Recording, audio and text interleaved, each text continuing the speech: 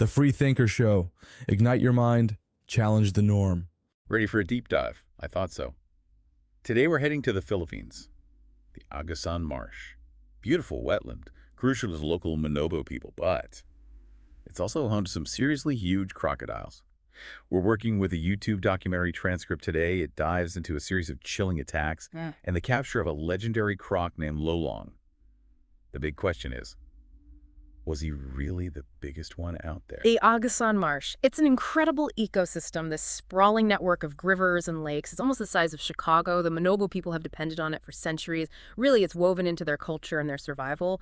But this delicate balance between humans and nature, well, it was disrupted. And the source of that disruption was the saltwater crocodile. Things took a really dark turn with the story of Rowena Ruiz, an 11-year-old girl. She was paddling home from school in a canoe when a crocodile attacked, right in front of the fisherman named Roy Daggis. He was following behind. Can you imagine the horror of seeing that? A young girl taken by a predator, just like that. And this is where we need to understand the sheer power of the saltwater crocodile.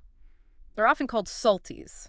These aren't your average reptiles that can grow over 18 feet long. Picture a school bus. Their bite is one of the strongest in the entire animal kingdom. And they have this terrifying hunting technique. It's called the death roll. They grab their prey, clamp down, and then spin violently, tearing off huge chunks of flesh. Roy actually described seeing Rowena's head in the crocodile's mouth.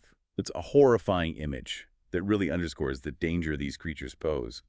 And it wasn't an isolated incident. Just a short time later, Roy's own brother, Ronaldo Degas, and his son, they were fishing.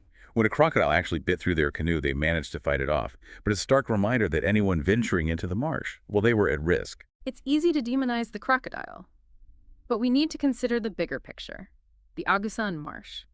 Well, it's facing growing pressure from human activities. More people means more competition.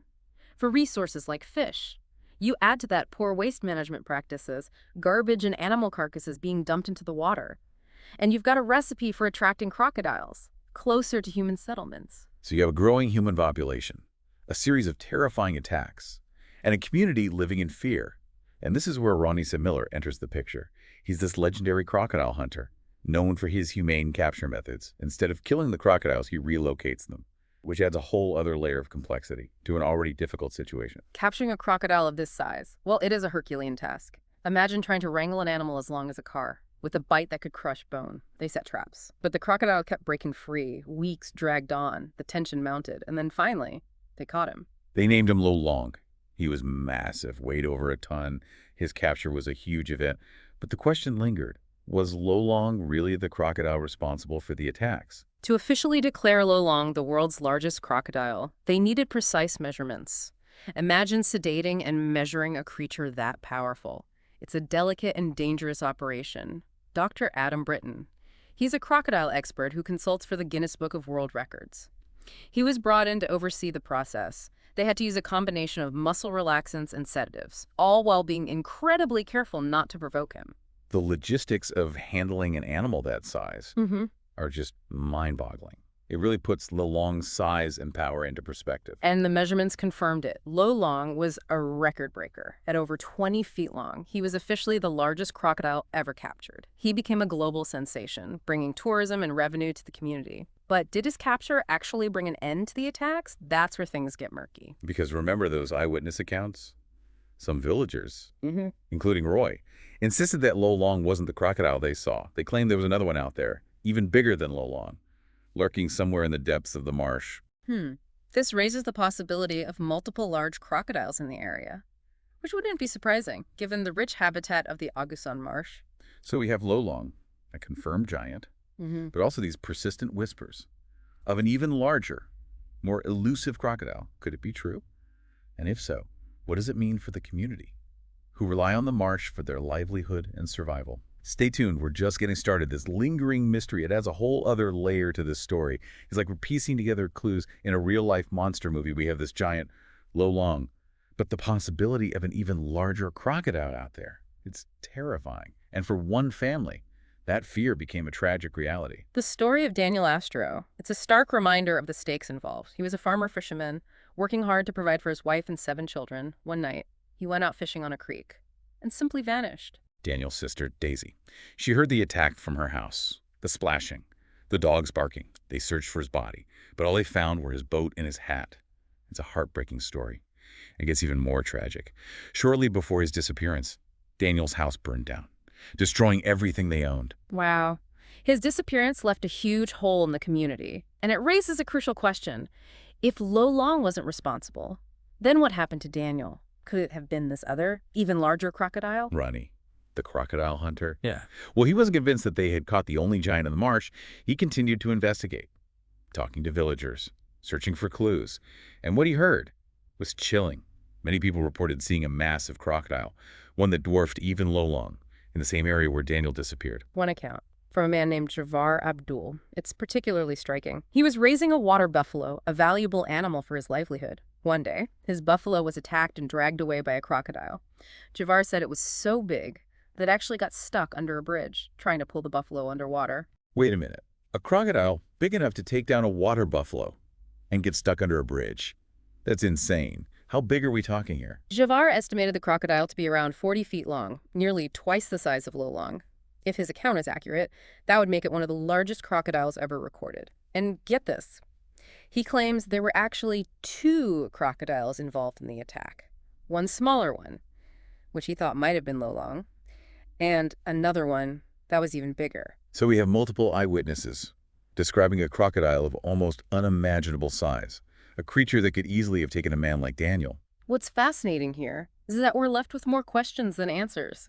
Is this giant crocodile real? Or is it a product of fear and exaggeration? And if it does exist, how do we even begin to understand a creature of that magnitude? It's a reminder that the natural world is full of mysteries. We like to think we've mapped and categorized everything. But stories like this, well, they remind us that there's still so much we don't know. It challenges our assumptions about the limits of size and power in the animal kingdom, and it forces us to confront the reality that we share this planet with creatures that are far more powerful than we are. So to recap, we have the Agusan Marsh, a vital ecosystem for the Manobo people, but also a habitat for these enormous saltwater crocodiles. We have a series of attacks, the capture of a record-breaking giant named Lolong, and then these persistent reports of another, even larger crocodile, a phantom predator, that might be responsible for the disappearance of Daniel Astro.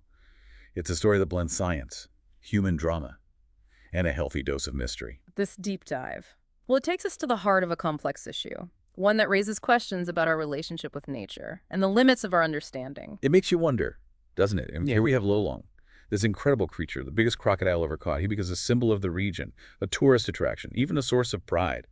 But it doesn't erase the fear or the loss that the community experienced. That's the thing about nature. It's both awe-inspiring and terrifying.